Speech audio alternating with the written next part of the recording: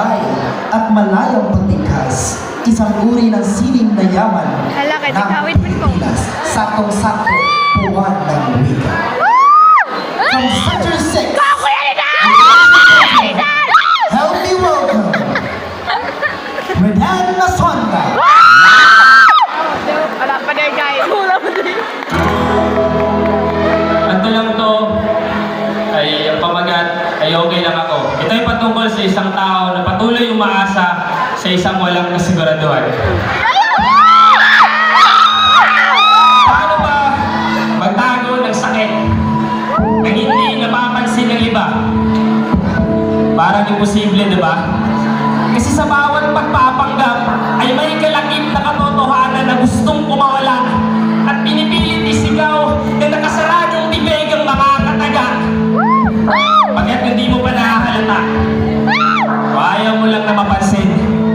Nagtatago ako sa anino, sa likod ng iyong dilim. Malayo ang pinagmamasdan ng tahimik at palihim kasabay ng mga dasal kong taimtim. Ay yung mga katanungan na gusto kong sampitin.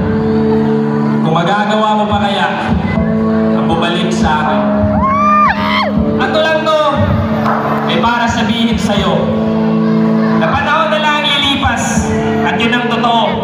Subalit ang bawat alaalang naiwan ng oras ay nagpistulas hangin ng multo. Pilit kong inihakbang ang mga paang nakahatang palayo sa isang tahanang nakaabandonan, matagal na napagsarang pinto.